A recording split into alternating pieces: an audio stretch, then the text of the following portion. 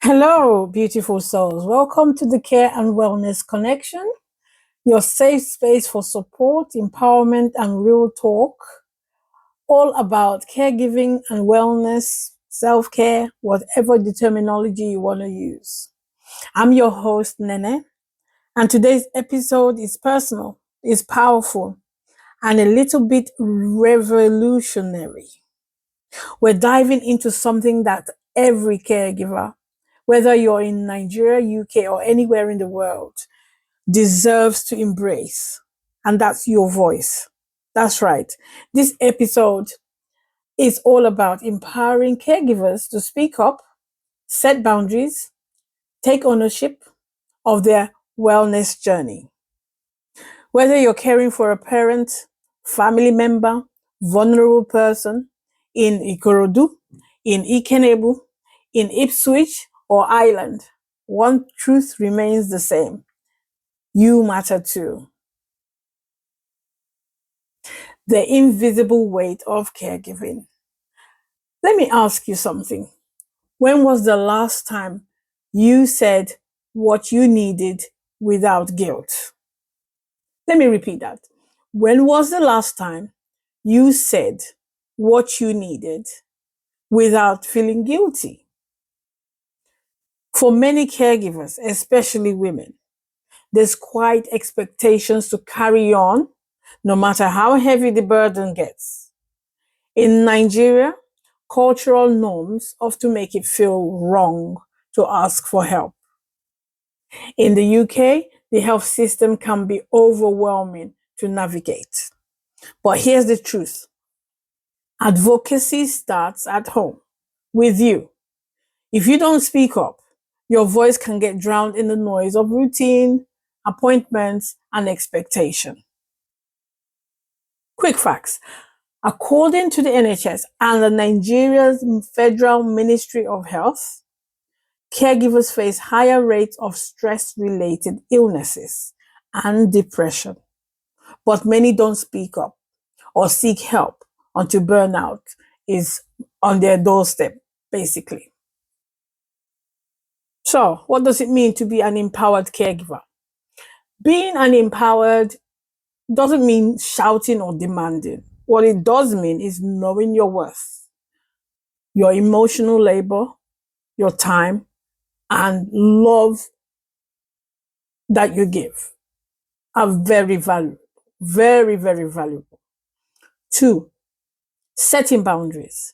Saying no or not right now isn't selfish, it's survival.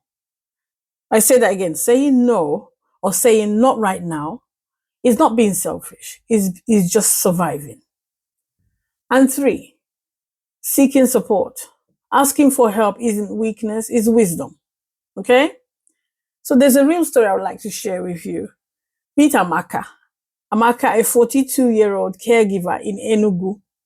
She cared for her mother post-stroke, but was drowning in silence until she joined Ion Care's support group.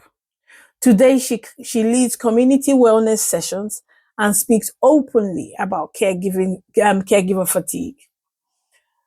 That, my friend, is what finding your voice looks like. So it's not that Amaka has abandoned her mom and is no longer caring for her mom, but she's sought help for herself so that she's empowered. She has the support she needs to continue caring for her mom and showing that love to her mom. So practical ways to reclaim your voice. 3 practical ways here. Things you can do starting today to find and amplify your voice, okay? Number 1, start with I statements. So you practice saying things like, I need 30 minutes to rest, or I feel overwhelmed today. This keeps conversations grounded and honest. 2, join or build a caregiver circle, whether online or in your neighborhood. A support circle creates space for shared experiences. You're not alone in this journey. So if you need that help, Ion Care offers virtual and in-person meetups in both Nigeria and the UK. So simply drop us a line, info@Ion Care, and then we can coordinate and connect you to people that have similar experiences and situations like you. And 3, use tools that empower.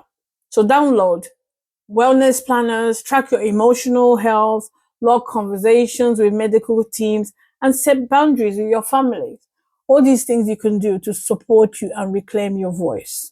Remember, documentation is a form of advocacy. It helps you speak clearly and confidently. So let's look at the bigger picture. So advocacy for policy and support. So in the UK and Nigeria, caregivers are often the unsung heroes of the healthcare system. But change is coming. In the UK, caregivers are pushing for increased financial support and workplace flexibilities. So those of you that are working in jobs have policies within your work offices that give you carers leave, for example. That's one that comes at the top of my head.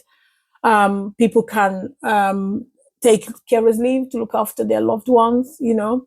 And then in Nigeria, organizations like Aeon Care are leading the way in creating caregiver friendly services and elder care policy discussions.